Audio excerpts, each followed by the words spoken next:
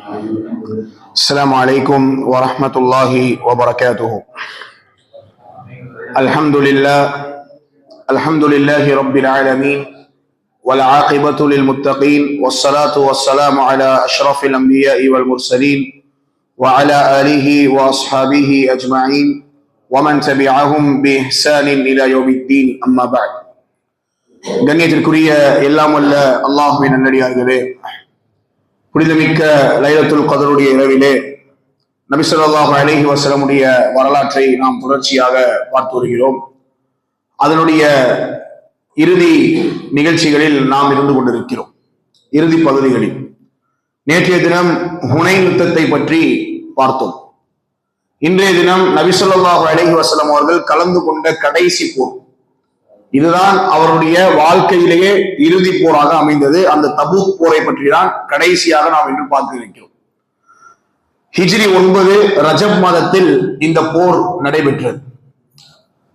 Tabuk போர் நடந்ததற்கான முக்கிய காரணங்களில் ஒரு காரணம், நபி ஸல்லல்லாஹு அலைஹி வஸல்லம் முஅத்தா யுத்தத்திற்கு ஸைத் பின் ஹாரிஸாவை ஒரு கடிதத்தை கொடுத்து அனுப்பி வைத்திருந்தார். அந்த கடிதத்தை கொடுத்து அனுப்பி வைக்கும் பொழுது ஒரு தூதரின் மூலமாக, ஸைத் பின் ஹாரிஸா அல்ல, இன்னொரு தூதரின் மூலமாக கொடுத்து அனுப்பி வைக்க போது அந்த தூதர் கொலை செய்யப்படுகிறார். கொலை செய்யப்பட்டதற்காகத்தான் அந்த முஅத்தா யுத்தம் ஒரு பழிவாங்குவதற்கான நடவடிக்கையாகவே அந்த முஅத்தா யுத்தம் இருந்தது.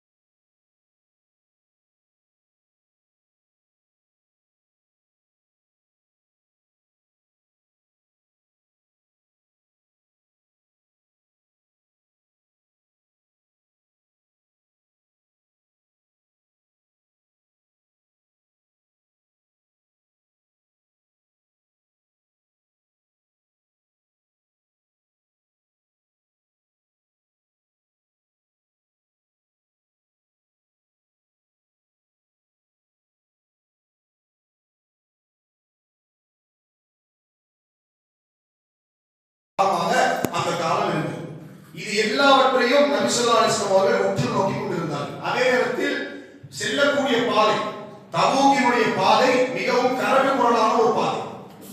வாகனங்கள், சரியான வாகனங்கள் சஹாபாக்கள் இல்லை, ஒட்டகங்கள் இல்லை. நபி ஸல்லல்லாஹு அலைஹி வஸல்லம் அவர்களுக்கு முன்னால் இவ்வளவு சேலஞ்சஸ் இருக்கும்போது எப்படி இதை நாம் கடக்க போகிறோம் என்கிற ஒரு கவலை ரசூல் ஸல்லல்லாஹு அலைஹி வஸல்லம் உள்ளத்தில் இருந்தது. அப்ப நபி ஸல்லல்லாஹு அலைஹி வஸல்லம் அவர்கள் என்ன செய்யலாம் என்ற ஒரு நடவடிக்கையை அவர்கள் மேற்கொள்கிறார்கள். ஒண்ணு, நம்ம இவரை அப்படியே லேசா விட்ட முடியாது. ரோமர்களுடைய படை மிகப்பெரிய படை. மதீனாவுக்கு நுழைந்து விட்டால் மதீனாவில் உள்ள எல்லோரும் அழிந்து விடுவார்கள் என்கின்ற அளவிற்கு ஒரு பெரிய படை. இப்ப இவங்க தடுக்கணும், அதே நேரத்தில் நம்மளும் நம்மளை காப்பாற்றிக்கணும் அப்படின்ற அடிப்படையில நபி ஸல்லல்லாஹு அலைஹி வஸல்லம் தீர்க்கமான முடிவு எடுத்தார்கள். எந்த சிரமம் ஏற்பட்டாலும் சரி, ரோமர்கள் நம்முடைய எல்லைக்குள்ள வரக்கூடாது.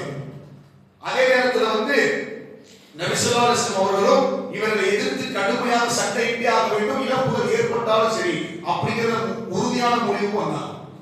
சஹாபாக்கள் அறிவித்தார், நாம ரோமர்களை நோக்கி போர் செய்ய போறோம், எல்லோரும் தேவையான தயாரிப்புகளை நீங்கள் எடுத்துக் கொள்ளுங்கள். அது மாதிரி இந்த தபூக்குடைய போருக்காக உங்களால் முடிந்த அளவிற்கு தர்மங்களை நீங்கள் செய்யுங்கள் என்ற ஒரு அறிவிப்பை வெளியிட்டார். ஏன்னா பஞ்சகாலம், வாகனம் இல்லை. இந்த அறிவிப்பை வெளியிட்ட உடனே சஹாபாக்கள் அந்த போருக்காக எப்படி செலவு செய்தார்கள் என்பதை ஹதீஸ்களை அறிஞர்கள் அறிவிக்கும் பொழுது இப்படிதான் நாமும் நன்மையில் போட்டி போட வேண்டும் என்பதற்கு இந்த ஹதீஸ் சொல்லுவார். பொதுவாக சஹாபாக்கள் மத்தியில் எதில் போட்டி இருக்கும் என்றால் நன்மை செய்வதில் போட்டி இருக்கும். அல்லாஹ் குர்ஆன்ல சொல்றான், வஸாரிஉ இலா மக்ஃபிரத்தின் மின் ரப்பிக்கும், நீங்கள் விரைந்து கொள்ளுங்கள், எதை நோக்கி? அல்லாஹ்வுடைய பாவ மன்னிப்பை நோக்கி நீங்கள் விரைந்து கொள்ளுங்கள். வஜன்னா, சொர்க்கத்தை நோக்கி நீங்கள் விரைந்து கொள்ளுங்கள் என்று அல்லாஹ் சொல்கிறான். அந்த வசனத்திற்கு ஏற்ப சஹாபாக்கள் போட்டி போட்டார்கள். எப்படி என்றால், இந்த அறிவிப்பை வெளியிட்ட உடனே அபூபக்கர் ரலியல்லாஹு அன்ஹு வந்தார்கள். வந்து சொன்னார்கள், அல்லாஹ்வுடைய தூதர் அவர்களே, நான் உங்களுக்கு என்னுடைய சொத்தை முழுவதுமாக தந்து விடுகிறேன், என்னுடைய செல்வத்தை. ரசூலுல்லாஹ் கேட்டார்கள், எதை விட்டு வந்தீர்கள்? அல்லாஹ்வையும் அல்லாஹ்வுடைய தூதரையும் விட்டு வந்திருக்கிறேன். அடுத்ததாக உமர் ரலியல்லாஹு அன்ஹு வந்தார்கள். வந்து சொன்னார்கள், அல்லாஹ்வுடைய தூதர் அவர்களே, என்னுடைய செல்வத்தில் நான் பாதியை உங்களிடத்தில் கொடுத்து விடுகிறேன். உஸ்மான் ரலியல்லாஹு அன்ஹு வந்தார்கள். அவர்களுடைய ஒரு வியாபார குழு ஷாமிற்கு செல்வதற்கு தயாராக இருந்தது. அந்த செல்ல வேண்டிய அந்த வியாபார குழுவை நிறுத்தி அதில் இருந்த ஒட்டகங்களை, ஏறத்தாழ 300 ஒட்டகங்கள், 1000 தங்க பொற்காசுகளை நபி ஸல்லல்லாஹு அலைஹி வஸல்லம் அவர்கள் கேட்ட உடனே அப்படியே கொடுத்தார்கள். அந்த உஸ்மான் ரலியல்லாஹு அன்ஹு அவர்கள் அல்லாஹ் ரசூல் ஸல்லல்லாஹு அலைஹி வஸல்லம் சொன்னாங்க, இன்றைய தினத்திற்கு பின் உஸ்மான் ரலியல்லாஹு அன்ஹு அவர்கள் இந்த செல்வத்தை கொடுத்ததற்கு பின் அவர்கள் எது செய்தாலும் அது அவருக்கு இடையூறு அளிக்காது. அவர் எதை வேணுமாலும் செய்து கொள்ளட்டும், அல்லாஹ்வை பொருந்திக் கொண்டார். அந்த அளவிற்கு போட்டி போட்டு அவர்கள் செலவு செய்தார்கள். கண்ணியத்திற்குரியவர்களே, இந்த செலவு செய்வதை பற்றி தான் அல்லாஹ் சூரத்துல் பக்ராவில் 2 பக்கங்களுக்கு பேசினார்.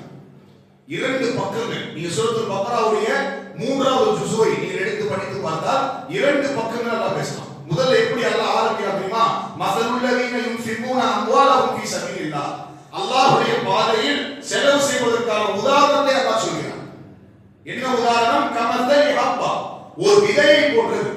அந்த விதை தூவப்பட்டால், அது போடப்பட்டால் அதிலிருந்து 7 கதிர்கள் முளைக்கின்றன. ஒவ்வொரு கதிரிலும் 100 தானியங்கள் இருக்கின்றன. இதே போன்றுதான் நீங்கள் அல்லாஹ்வுடைய பாதையில் செலவு செய்யக்கூடிய 1 ரூபாய்க்கு சமம் என்று சொன்னார். சொல்லிவிட்டு அல்லாஹ் சொல்கிறான், அல்லாஹ் நாடினால் அதை விடவும் உங்களுக்கு அதிகரித்து கொடுப்பான். அதே போல நபி ஸல்லல்லாஹு அலைஹி வஸல்லம் சொன்னார்கள், நீங்கள் கொடுக்கக்கூடிய ஒவ்வொரு செல்வத்தையும் ஒரு குதிரை குட்டியை வளர்ப்பது போல் அல்லாஹ் வளர்க்கிறார். அப்ப நம்ம நினைக்கிறோம், இந்த காசு நம்ம கொடுக்கும் போது நமக்கு முதல் எதிரியா எவன் வருவான? ஷைத்தான். அதை அல்லாஹ் சொல்றான், அஷ்-ஷைத்தானு யஇதுகுமுல் ஃபக்ர், ஷைத்தான் உங்களுக்கு வறுமையை மட்டுமே அவன் சாடிவிடுகிறான். எப்போதெல்லாம் நமக்கு எடுத்து கொடுப்போம்னு நினைப்போமோ நமக்கு மனசுல அந்த வறுமையை நோக்கியவன் ஞாபகப்படுத்துகிறான். ஆனால் யம்ஹகுல்லாஹு ரிபா வ யுர்பி ஸதகாத், அல்லாஹ் வட்டியை அழிக்கிறான், சதகாவை பெருக்கிறான் என்று அல்லாஹ் சொல்கிறான். நாம் கொடுக்கக்கூடிய செல்வங்கள் ஒரு பொழுதும் நமக்கு பயனில்லாமல் போய்விடாது, நிச்சயமாக அது பயனளிக்கும். அதனால்தான் இந்த ரமலானுடைய மாதம் வந்துவிட்டால் நபி ஸல்லல்லாஹு அலைஹி வஸல்லம் அவர்கள் அடிக்கின்ற காற்றை விட வேகமாக அவர்கள் சதகா செய்வார்கள். சஹாபாக்கள் இதில் போட்டி போட்டுக் கொண்டார்கள். உஸ்மான் ரலியல்லாஹு அன்ஹு ஒரு முறை முஸ்லிம்களுக்கு ஒரு கிணற்றை ஒரு யூதரிடத்திலிருந்து தங்களுடைய பணத்தை கொடுத்து ஒரு கிணற்றை வாங்கி முஸ்லிம்களுக்காக வக்ஃப் செய்தார். தண்ணீர் பற்றாக்குறை ஏற்பட்ட போது இப்படி சஹாபாக்கள் தங்களிடத்தில் வறுமை இருந்தாலும் தங்களிடத்தில் பணம் இல்லாவிட்டாலும் அல்லாஹ்வுக்காக செலவு செய்கின்றார் என்று சொல்லப்பட்டால் தன்னுடைய வாழ்வையே அர்ப்பணிப்பதற்கு சொத்தையே எழுதி கொடுப்பதற்கு தயாராக இருந்தார். எந்த அளவுக்கு என்றால் முத்தகீன்களை பற்றி அல்லாஹ் சொல்கிறார். யார் இந்த முத்தகீன்கள்? அல்லாஹ்வை பயப்படக்கூடியவர்கள் யார்? அவருடைய அடையாளம் என்ன? சூரத்துல் ஆல் இம்ரான் அல்லாஹ் 3 அடையாளங்களை சொல்கிறார். அல்லதீன ஃபர்ஸ்ட் அடையாளம் அல்லதீன யுன்ஃபிகூன ஃபிஸ் ஸர்ராஇ வத்-தர்ரா, அவர்கள் இன்பத்திலும் துன்பத்திலும், அதாவது வறுமையிலும் அவர்களுக்கு இருக்கும் போதும் அவர்கள் செலவு செய்வார்கள். வல் காதிமீனல் கைத், கோபத்தை நின்று முழுங்குவார்கள். வல் ஆஃபீன அனின் நாஸ், மக்களை அவர்கள் மன்னித்து சொல்வார்கள். இந்த 3 தன்மையின் முதல் தன்மை செலவு செய்வதை பற்றி அல்லாஹ் சொல்கிறார். ஆகவே திருக்குறளில் இருந்து நமக்கு கிடைக்கக்கூடிய படிப்பினை, ஒருபோதும் நீங்கள் உங்களுடைய கையை வைத்து தடுத்துக் கொள்ளாதீர்கள். அல்லாஹ் சொல்றான், வலா துல்கூ பி ஐதீக்கும் இலா தஹ்லுகா, உங்கள் கரங்களை கொண்டு நீங்கள் அந்த செல்வத்தை தடுத்துக் கொள்ளாதீர்கள் அப்படின்னு அல்லாஹ் சொல்றான். கண்ணியத்திற்குரியவர்களே, இதுதான் சஹாபாக்களுடைய அந்த கொடுக்கும் தன்மையாக இருந்தது. அப்துல் ரஹ்மான் இப்னு அவுஃப் அவர்களுக்கு அல்லாஹ் செய்த பரக்கத் எவ்வளவு பெரிய பரக்கத், மிகப்பெரிய ஒரு செல்வங்க. 200 ஊக்கியா வெள்ளியை அல்லாஹ்வுடைய தூதருக்கு முன்னால் கொண்டு வந்து போட்டார். நபி ஸல்லல்லாஹு அலைஹி வஸல்லம் அவர்களுக்கு சஹாபாக்கள், சில ஏழை சஹாபாக்கள் வந்து முறையிட்டார், அல்லாஹ்வுடைய தூதரே, எங்களிடத்தில் வாகனம் இல்லை இந்த போருக்கு வருவதற்கு, நீங்கள் ஏதாவது எங்களுக்கு ஏற்பாடு செய்து தரலாமே என்று கேட்டபோது சஹாபாக்களிடம் ரசூல் ஸல்லல்லாஹு அலைஹி வஸல்லம் சொன்னாங்க, வாகனம் பற்றாக்குறையாக இருக்கிறது, எனக்கே வாகனம் இல்லை அப்படின்ற உடனே அந்த சஹாபாக்கள் அழுதவாறு திரும்பி சென்றார். போர்ல கலந்து கொள்ள முடியல. அவன் சொர்க்கத்தை நோக்கி விரைந்த ஒரு கூட்டம் சஹாபாக்களுடைய கூட்டம். இதற்கு பிறகு நபி ஸல்லல்லாஹு அலைஹி வஸல்லம் அவர்கள் இந்த படையை திரட்டி கொண்டு அலி ரலியல்லாஹு அன்ஹு அவர்களை நபி ஸல்லல்லாஹு அலைஹி வஸல்லம் அவர்கள் பிரதிநிதியாக நியமித்துவிட்டு, நீங்கள் நம்முடைய குடும்பத்தின் பிரதிநிதியாக நீங்கள் மதீனாவில் இருந்து கொள்ளுங்கள் என்று ஒப்படைச்சு போயிட்டார். போன உடனே அங்கே இருந்த நயவஞ்சகர்கள் கேலி கிண்டல் பண்ணி பேச ஆரம்பிச்சாங்க. பொதுவாக அலி ரலியல்லாஹு அன்ஹு ஒரு வீரமான சஹாபி, அவர் பின்தங்கி விட்டார் என்று சொன்ன போது அவர்கள் ஒரு வேறு கருத்துக்களை கொண்டு இவர் பயந்து விட்டார் என்ற அடிப்படையில் அவர் பேசினார். இது அலி ரலியல்லாஹு அன்ஹு பிடிக்கும். உடனே என்ன பண்றாங்க, அங்கிருந்து கிளம்பி ரசூலுல்லாஹ்வுக்கு அடுத்து போயிட்டார். அல்லாஹ்வுடைய தூதரே, நானும் போரில் கலந்து கொள்கிறேன். அப்ப ரசூல் ஸல்லல்லாஹு அலைஹி வஸல்லம் சொன்னாங்க, மூசா அலைஹிஸ்ஸலாத்து வஸலாமுக்கு ஹாரூன் அலைஹிஸ்ஸலாம் இருந்தது போல் எனக்கு நீ இருக்க விருப்பம் இல்லையா? அவனுக்கு அவருக்கு எப்படி ஒரு சகோதரரோ நீ எனக்கு ஒரு சகோதரர் என்று சொல்லி அலி ரலியல்லாஹு அன்ஹு அவர்களை மீண்டும் மதீனாவுக்கு திருப்பி அனுப்பி வைத்தார். ஏறத்தாழ வீரர்களுடைய எண்ணிக்கை எந்த அளவுக்கு என்றால் 30,000 பேர்.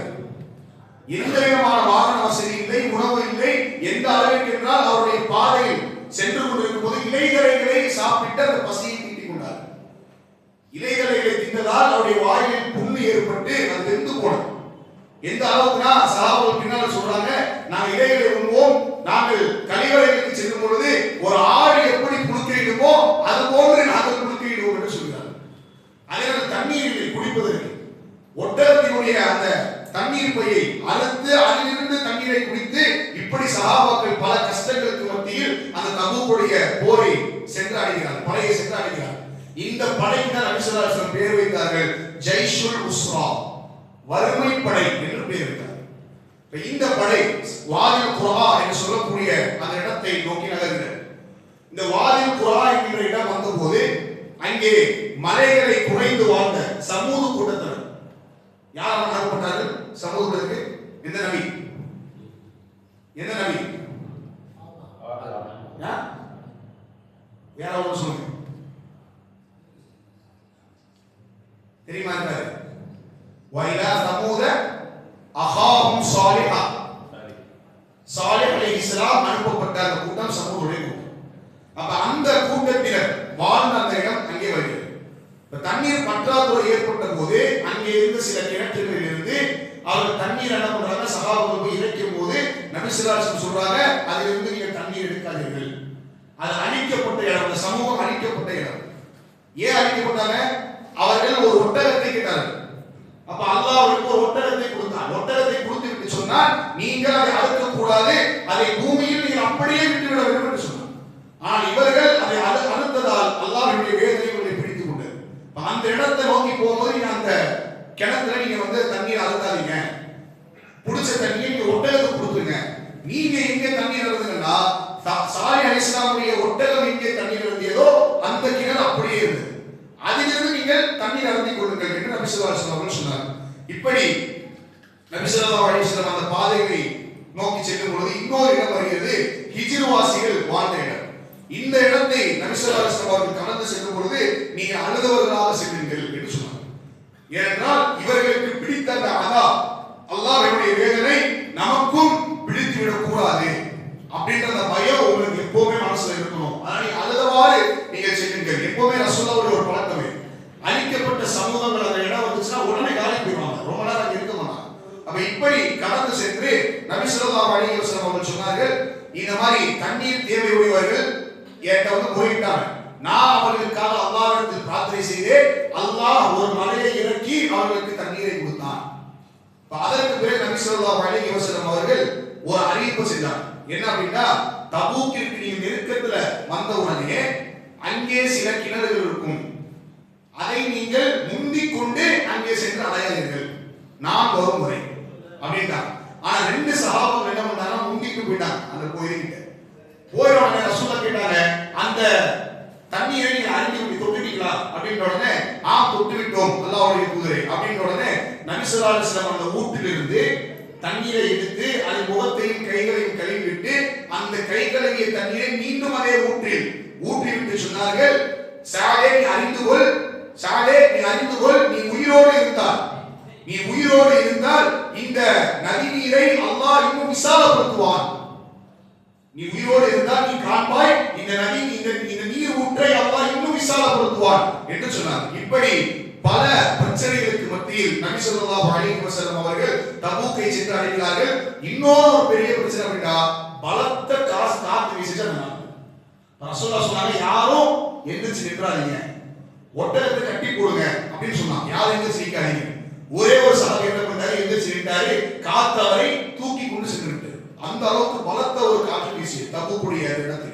இப்படி தபூக்குடைய இடத்தில் இஸ்லாமிய படை தங்களுடைய ராணுவ முகாமை விட்டுவிட்டு தயாராக இருக்கிறார்கள் ரோமர்களை சந்திப்பதற்காக. அடுத்த நாள் காலை ரோமர்களுக்கு செய்தி கிடைக்கிறது, முஹம்மது ஸல்லல்லாஹு அலைஹி வஸல்லம் கூட்டம் வந்துவிட்டது. இவ்வளவுதான் செய்தி, சண்டை எதுவும் நடக்கல. இந்த போரே வேண்டாம், சண்டை எதுவும் நடக்கவில்லை, வந்து விட்டார்கள் என்கிற செய்தியை அல்லாஹ் உள்ளத்தில் ஒரு பயத்தோடு அவர்களுக்கு போட்டார். போட்ட மாத்திரத்திலேயே எல்லோரும் எந்த விதமான தாக்குதல் நடத்தாமல் அவர்கள் அவருடைய ஊரை நோக்கி ஓடிவிட்டார்கள். நபி ஸல்லல்லாஹு அலைஹி வஸல்லம் அவர்கள் தன்னுடைய ஒட்டகத்தை முன்பக்கம் அம்மார் ரலியல்லாஹு அன்ஹு, அதே நேரத்தில் பின்பக்கம் ஹுதைஃபா ரலியல்லாஹு அன்ஹு அவர்கள் பிடித்துக் கொண்டு அந்த இடத்துக்கு திரும்புறாங்க. திரும்பும் போது நயவஞ்சகர்கள் ஒரு கூட்டம் என்ன பண்றாங்கன்னா, இது நல்ல சான்ஸ் நபி ஸல்லல்லாஹு அலைஹி வஸல்லம் கொள்றதுக்கு அப்படின்னு சொல்லி சில பேர் முகங்களை மூடிக்கொண்டு அல்லாஹ்வுடைய தூதரின் மீது பாய வரும்பொழுது அங்கே ஹுதைஃபா ரலியல்லாஹு அன்ஹு அவர்களை சந்தித்து அவர்களை வெட்டி வீழ்த்துகிறார். இந்த இடத்துல தான் ஹுதைஃபா ரலியல்லாஹு அன்ஹுக்கு சாஹிபு சிர்ருன் நபி, அந்த தோழர் என்கிற பெயர் உண்டு. ஏன்னா வந்தவர்கள் நயவஞ்சகர்கள் என்பதை ஹுதைஃபா மட்டுமே அறிந்திருந்தார், ஏன்னா அவ்வளவு லிஸ்ட் இருந்துச்சு. இங்கதான் அந்த பேர் நபி ஸல்லல்லாஹு அலைஹி வஸல்லம் கூப்பிடுறார். நபி ஸல்லல்லாஹு அலைஹி வஸல்லம் மதீனாவை நோக்கி வரும்பொழுது சொல்கிறார்கள், மதீனாவுடைய அந்த கட்டடங்களை பார்த்து சொன்னார்கள், இது தய்யிபா, இது சிறந்த ஊர், இது உஹது மலை, இந்த உஹது மலை நம்மை நேசிக்கிறதுன்னு சொன்னார். சஹாபாக்கள் உஹதின் மீது ஏறிய போது உஹது குறுக்கியது.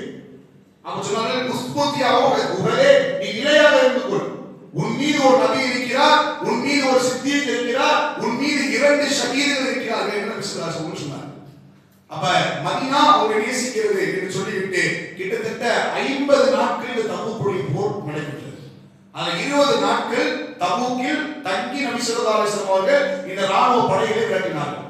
30 நாட்கள் பயணத்திற்காக மட்டுமே செலவாகும். அப்ப இதுதான் நபி ஸல்லல்லாஹு அலைஹி வஸல்லம் அவர்கள் கலந்து கொண்ட கடைசி போர். இதுல ஒரு சம்பவம் நடக்குது. என்ன அப்படின்னா, சில நயவஞ்சகர்கள் இந்த போர்ல கலந்து கொள்ளாம பின்தங்கினார். பல காரணங்களை சொல்லி நான் இந்த போருக்கு வரல அப்படின்னு பின்தங்கினார். இவர்களோடு சிலர் முஸ்லிம்களும் குறிப்பாக 3 தோழர்கள் இந்த போரில் கலந்து கொள்ளாமல் உண்மையில் அவர்களுக்கு வேலிடான ஒரு ரீசன் இருந்துச்சு. அந்த ரீசன் தான் அவன் என்ன பண்ணாங்க, பின்தங்கினான். நபி ஸல்லல்லாஹு அலைஹி வஸல்லம் அவர்கள் மதீனாவுக்கு வந்த உடனே மக்களை சந்திக்கின்ற நேரத்துல இந்த முனாஃபிக்குகள் வந்து அல்லாஹ்வுடைய தூதரே நாங்க போருக்கு வர வேண்டியது இருந்துச்சு, இப்படிப்பட்ட சில தேவைகளால வர முடியல அப்படின்னு அவங்க சிரிச்சுட்டே சொன்னாங்க. ரசூலுல்லாஹ் சிரிச்சுட்டே ஏத்துட்டாங்க. உங்க மனசுல என்ன இருக்குங்கிறது அல்லாஹ்வே படம் போட்டு காமிச்சதுக்கு அப்புறம் நீ என்ன சொன்னா என்ன அப்படிங்கறத சிரிச்சுட்டே ஏத்துட்டாங்க. ஆனா இந்த 3 சஹாபாக்கள் இவர்கள் நபி ஸல்லல்லாஹு அலைஹி வஸல்லம் அல்லாஹ்வுடைய தூதர் யாரா, கஅப் இப்னு மாலிக், முராரா இப்னு ரபி, ஹிலால் இப்னு உமையா, 3 சஹாபாக்கள். அல்லாஹ்வுடைய தூதர் அவர்களே, இது மாதிரி என்னால் இந்த போரில் கலந்து கொள்ள முடியவில்லை சில காரணங்களுக்காக அப்படின்ற உடனே நபி ஸல்லல்லாஹு அலைஹி வஸல்லம் சொன்னார்கள், அல்லாஹ்வுடைய தீர்ப்பு வரும் வரை யாரும் ஒரு இடத்தில் பேசக்கூடாது, யாரும் பேசாது. அதே நேரத்துல 40 நாட்கள் யாரும் இவர்களோடு பேசவில்லை. எந்த அளவுக்கு ஒரு மிகப்பெரிய கவலையா இருந்தார். சபைக்கு போவாங்க, என்னைக்காவது அந்த வசனம் வந்துடாதா, ரசூலுல்லாஹ் என்ன பேசிக்க மாட்டாங்களா அப்படின்ற ஒரு அந்த எண்ணம் அவருடைய உள்ளத்தில் இருந்தது. ஆனா ரசூலுல்லாஹ் அவரை அவாய்ட் பண்ணாங்க. 40 நாட்கள் ஆனதுக்கு பிறகு ரசூலுல்லாஹ் சொன்னாங்க, உங்கள் மனைவியை விட்டு நீங்கள் பிரிந்து விடுங்கள், தலாக் கொடுக்காம நீங்கள் பிரிந்து இருங்கள் என்று சொன்னாங்க. இப்படி 50 நாட்கள் எந்த வகையும் அல்லாஹ் தருவார். நினைச்சு பாருங்க எவ்வளவு கஷ்டமா இருக்கும், அந்த நிலைமையை யோசிச்சு பாருங்க. அப்ப அந்த 50 நாட்களுக்கு பிறகு அல்லாஹ் என்ன பண்ணா, சூரத்து தௌபாவுடைய வசனத்தை இறக்கினார். வஅல ஸலாத்தல் லதீன குல்லிஃபு, அந்த 3 நபர்கள் திரும்பினார்களே அல்லாஹ் அவர்களை மன்னித்து விட்டார் என்ற அந்த வசனத்தை அல்லாஹ் இறக்கினார். அப்ப இந்த போரை குறித்து அல்லாஹ் அதிகம் பேசக்கூடிய அத்தியாயம் பராஆ என்கிற அத்தியாயம். அதாவது தௌபா. அதற்கு பராஆ என்ற ஒரு பெயர். என்றால் பராஅத்து மினல்லாஹ் என்ற அந்த அத்தியாயம் ஆரம்பிப்பதால் அந்த சூராவிற்கு பராஆ என்கிற பெயரும் இருக்கிறது. பிஸ்மில்லாஹ் இல்லாமல் ஆரம்பிக்கக்கூடிய ஒரு சூரா, 9வது அத்தியாயம்.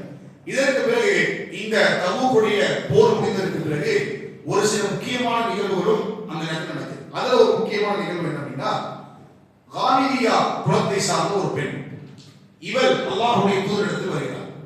அல்லாஹ்வுடைய தூதரவர்களே, தஹீர்னி யா ரசூலல்லாஹ், என்னை தூய்மைப்படுத்துங்கள் அல்லாஹ்வுடைய தூதரே, நான் விபச்சாரம் புரிந்து விட்டேன் என்று சொல்கிறார். நபி ஸல்லல்லாஹு அலைஹி வஸல்லம் என்ன சாட்சி, நீ விபச்சாரம் செய்ததை பார்த்ததியா, என்ன சாட்சி இருக்கிறது? இதோ கருவில் இருக்கக்கூடிய என் குழந்தையை சாட்சி. நபி ஸல்லல்லாஹு அலைஹி வஸல்லம் சொன்னார்கள், அந்த குழந்தையை நீ பெற்றெடுத்ததற்கு பிறகு வா, மீண்டும் பெற்றெடுத்து விட்டு வந்து சொன்னால், தஹீர்னி யா ரசூலல்லாஹ், என்னை சுத்தப்படுத்துங்கள் அல்லாஹ்வுடைய தூதரே. பிறகு சொன்னார்கள், 2.5 ஆண்டுகள் பால் குடி மறக்கடிக்கப்படுவதற்கு பிறகு நீ அழைத்து வா, நீ திரும்பி போயிட்டு வா அப்படின்னா. அந்த சிறுவன் 2.5 வயதுகளை அடைந்ததற்கு பிறகு, பால் குடி மறக்கடிக்கப்படுவதற்கு பிறகு மீண்டும் அந்த குழந்தையை சுமந்தவராக அந்த பெண் வந்து சொன்னால், தஹீர்னி யா ரசூலல்லாஹ், அல்லாஹ்வுடைய தூதரே என்னை சுத்தப்படுத்துங்கள். அப்ப அல்லாஹ்வுடைய தூதர் ஸல்லல்லாஹு அலைஹி வஸல்லம் அந்த குழந்தையை வாங்கி இன்னொரு நபித்தோரிடத்தில் ஒப்படைத்து விட்டு அந்த பெண்ணை ஒரு குழியை தோண்டி தன் நெஞ்சு வரை அந்த பெண்ணை அந்த நிக்க வைத்து கல்லால் இடித்து அந்த ரஜம் என்று சொல்லக்கூடிய சட்டத்தை அவர்கள் நிறைவேற்றினார். அந்த நேரத்தில் அந்த பெண்மணியுடைய ரத்தம் அப்படி அடித்துக் கொண்டிருக்கும் பொழுது காலித் பின் வலீத் ரலியல்லாஹு அன்ஹு ஒரு கூர்மையான கல்லை எடுத்து அவருடைய தலையில் அடித்த போது அந்த ரத்தம் அவருடைய சட்டையை பீட்டு அவர்களை பற்றி விடுகிறார். அப்போது அவர் சொன்னார், ஒரு விபச்சாரியின் ரத்தம், ஒரு விபச்சாரியின் ரத்தம் என்று சொன்ன உடனே நபி ஸல்லல்லாஹு அலைஹி வஸல்லம் இதை கண்டித்தார்கள். சொன்னார்கள், அந்த பெண் செய்த அந்த இஸ்திக்ஃபார், அந்த பெண் கேட்ட அந்த தௌபா, அந்த பாவ மன்னிப்பை இந்த ஊரில் உள்ள எல்லோருக்கும் பிரித்து கொடுத்தாலும் அது ஈடாகாது. அப்படிப்பட்ட ஒரு பாவ மன்னிப்பை அவர் கேட்டிருக்கிறார். அவர் நினைத்திருந்தால் அதை மறைத்திருக்கிறார், யாரும் அவரை பார்க்கவில்லை. ஆனால் படைத்த ரப்புல் ஆலமீன் என்னை நாளை வறுமையில் கேள்வி எழுப்பினார், இங்கே எனக்கு கிடைக்கக்கூடிய தண்டனை அந்த தண்டனையை விட எனக்கு இது பரவாயில்லை அப்படின்னு வந்து அந்த பெண் நபி ஸல்லல்லாஹு அலைஹி வஸல்லம் அவர்கள் சிறப்பித்து சொன்னார். இது ஒரு மிகப்பெரிய படிப்பு. இதே போன்றுதான் மாயிஸ் இப்னு மாலிக் என்ற ஒரு நபி தோழர் வந்தார்.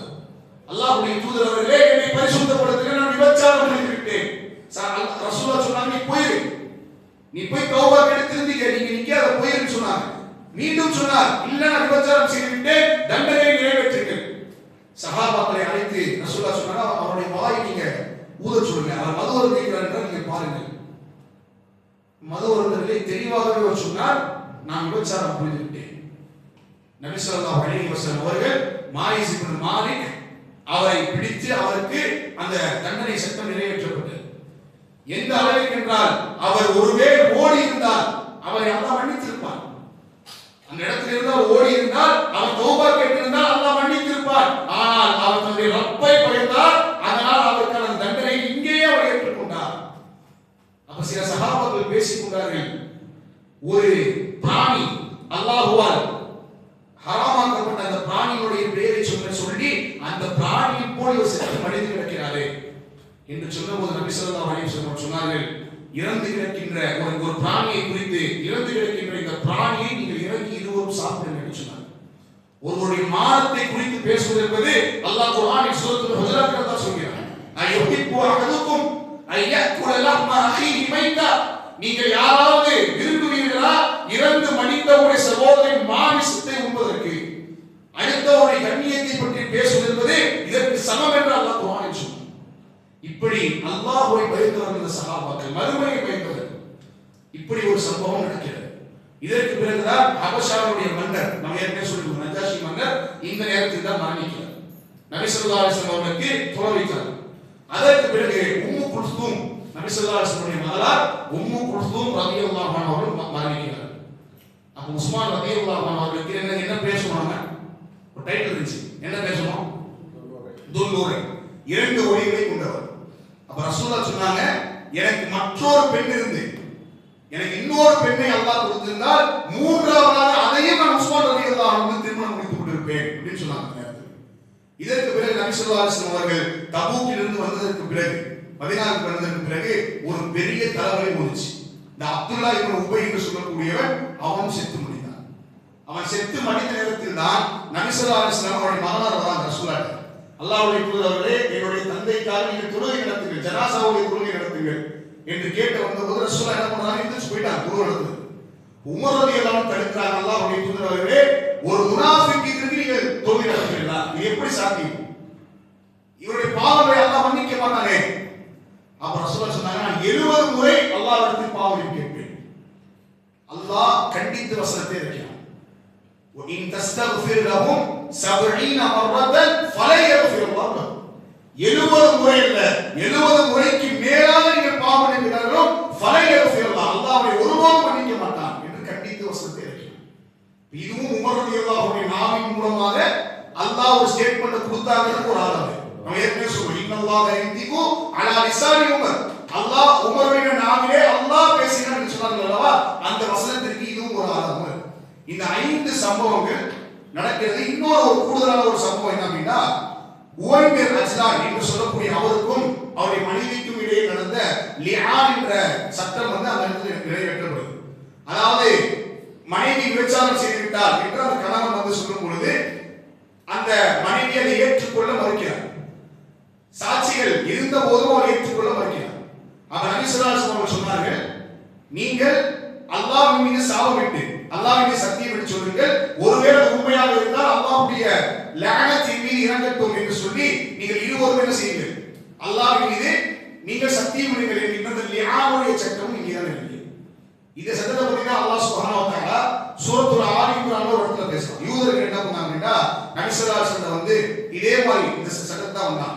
அப்ப அல்லாஹ் என்ன பண்ணா அப்படின்னா, அவருடைய படையை அவர் கூறிவிடும், மனைவிமார்களை ஃபகுல் தஆலு நதுஉ அப்னாஅனா வ அப்னாஅக்கும், அவருடைய தந்தைமார்களை பிள்ளைகளை அவர் கொண்டு வரட்டும், நீங்களும் அழைத்து செல்லுங்கள். சும்ம நபதஹில், நீங்கள் முபாஹரா செய்யுங்கள். ஃபனஜஅல் லஅனத்துல்லாஹி அலல் ஸாலிமீன், யார் மீது இந்த லஅனத் இறங்குவது என்பதை நீங்கள் பார்த்துக் கொள்ளுங்கள் என்று அல்லாஹ் என்ன பண்ணான். அந்த யூதர்களுக்கும் அதே சட்டத்தை அல்லாஹ் கொண்டு வந்தான். இந்த 5 முக்கியமான சம்பவங்கள் தபூக்கிற்கு பிறகு நடைபெறுகிறது. இதற்கு பிறகு அபூபக்கர் ரலியல்லாஹு அன்ஹு அவர்கள் மக்காவுக்கு போனாங்க. மக்காவுக்கு போனாங்க. நபி ஸல்லல்லாஹு அலைஹி வஸல்லம் சொல்லி அனுப்பினார்கள், நீங்கள் உடன்படிக்கை இதோடு முடிந்துவிட்டது என்பதை மக்களிடத்தில் அறிவித்து விடுங்கள். உடன்படிக்கை முடிஞ்சு, எந்த உடன்படிக்கை? ஹுதைபியாவுடைய உடன்படிக்கை முடிந்துவிட்டது என்பதை நீங்கள் அறிவித்து விடுங்கள் என்று சொல்லி அலி ரலியல்லாஹு அன்ஹு அனுப்பி அபூபக்கரிடம் சொன்னாங்க. அப்ப அபூபக்கர் ரலியல்லாஹு அன்ஹு இதை அறிவித்து விட்டு, இதற்கு பிறகு யாரும் காபாவிற்குள் எந்த முஷ்ரிக்கும் இதற்கு பிறகு அனுமதி கிடையாது, இது ஹரமினுடைய பூமி என்பதை நபி ஸல்லல்லாஹு அலைஹி வஸல்லம் அப்போதுதான் பிரகடனப்படுத்தினார். இதுவரைதான் மதீனாவினுடைய போர்களை நாம் பார்த்திருக்கிறோம். இந்த எல்லா போர்களும் நமக்கு எத்தனையோ படிப்பினைகளை சொல்லிக் கொடுத்திருக்கிறது. முதல் படிப்பினை, அல்லாஹ்வின் மீது நீ ஒருபோதும் உறுதி இழந்து விடாது. இரண்டாவது படிப்பினை, எந்த வெற்றியும் உன்னுடைய திறமையை கொண்டோ உன்னுடைய வலிமையை கொண்டோ அல்ல. அல்லாஹ் நாடினால் உஹதை போன்று உனக்கு சிரமத்தையும் அல்லாஹ் கொடுப்பான். மூன்றாவது இதாஅத், அல்லாஹ்விற்கும் அல்லாஹ்வுடைய தூதருக்கும் எல்லா நிலையுமே கட்டுப்படுத்துவான். இந்த இரண்டாவது நம்ம சொன்னோம் இல்லையா, அதாவது ஏன் திறமையால நடக்குது அப்படிங்கறத, இது ரொம்ப சர்வசாதாரண. அல்லாஹ் குர்ஆன்ல சொல்றான், சூரத்துல் ஃபஜ்ர்ல அல்லாஹ் ரொம்ப தெளிவா சொல்றான், மனிதன் எப்படிப்பட்டவன் என்றால் அவனுக்கு அல்லாஹ் நியாமத்தை கொடுத்து விட்டார், கண்ணியத்தை கொடுத்து விட்டால் ஃபயகூலு ரப்பி அக்ரமன், என் இறைவன் என்னை கண்ணியப்படுத்தி விட்டார் என்று அவன் சொல்கிறான். ஆனா அதே நேரத்தில் வஅம்மன் இன்சானு இதா முப்தலாஹு ஃபகதர அலைஹி ரிஸ்கஹு, அவனிடத்தில் ரிஸ்கை அல்லாஹ் புடுங்கி விட்டால் அவன் சொல்கிறான் ரப்பி அஹானன், என் இறைவன் என்னை கேவலப்படுத்தி விட்டார் என்று அவன் சொல்கிறான். அப்ப அல்லாஹ் இதுதான் நம்முடைய நிலைமையா இருக்கு. என்னுடைய திறமையால வந்துச்சு. இதுக்கு தானே மூசா அலைஹிஸ்ஸலாம் அவங்க வந்து அல்லாஹ் ஒரு பாடத்தை கற்றுக் கொடுத்தான். உங்களில் யார் அறிவில் சிறந்தவர் என்று கேட்டபோது மூசா அலைஹிஸ்ஸலாம் அனங்கிற ஒரு வார்த்தைக்காக அவங்க ஹிதர் அலைஹிஸ்ஸலாமை சந்திக்க வச்சு ஒரு மிகப்பெரிய படிப்பினையா கற்றுக் கொடுத்தான். எந்த இடத்திலும் என்னால், என்னுடைய முயற்சியால், நான் தான் என்கின்ற அந்த அகம்பாவம் எங்கும் வந்துவிடக்கூடாது என்பதையும் இந்த போர் நமக்கு சொல்லிக் கொடுத்தது.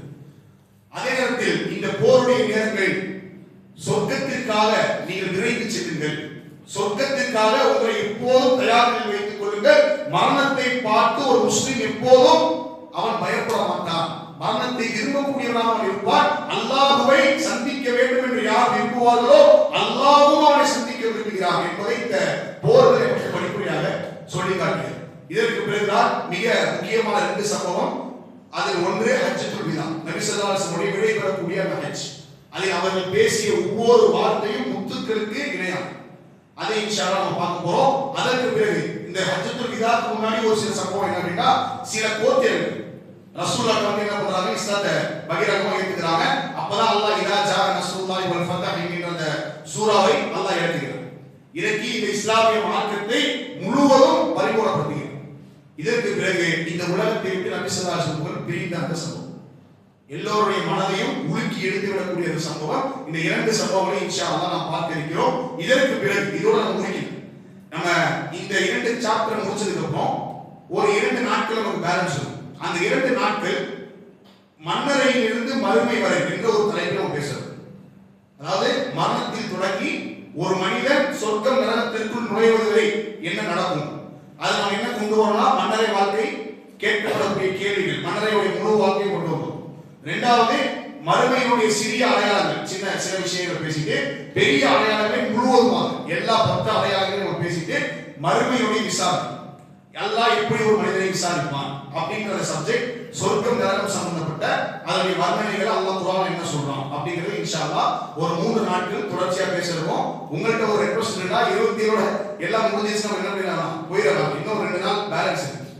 ஏன்னா இந்த மக்களுடைய மத்தியில் அந்த 27 லைலத்துல் கத்ர் அப்படின்னு ஒரு ரொம்ப ஸ்ட்ராங்கா ஆழமா பதிஞ்சனால 27 அப்புறம் நீங்க பாத்தீங்கன்னா பிரகாச கூட்டம் இருக்கு.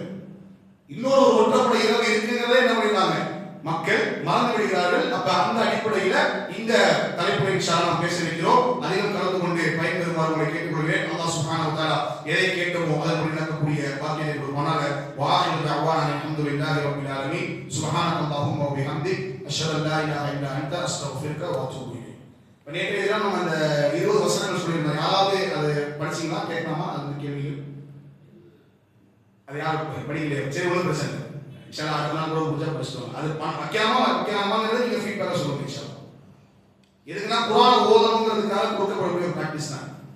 பக்ரா ரொம்ப லேசான ஒரு அத்தியாயம், நிறைய வரலாறுகள் வரக்கூடிய அத்தியாயம். பக்ராவுடைய சம்பவமும் அதற்கு பிறகு 3 கூட்டங்கள், முஃமின்கள் யார், முனாஃபிக்குகள் யார் என்ற அந்த 3 கூட்டங்களை பற்றி அல்லாஹ் பேசுவான். முழுக்க மூசா அலைஹிஸ்ஸலாமுடைய வரலாறு. அப்ப அதை ஈஸியா படிச்சுடுவான்னு நினைக்கிறேன். அது யாராவது விருப்பம் இருந்தால் உங்களுடைய கருத்துக்களை என்ன பண்ணலாம் தெரிவிக்கலாம். அதுக்கேற்ற மாதிரி கொஸ்டின் எடுத்துருவோம். வெறும் ஆண்களுக்கு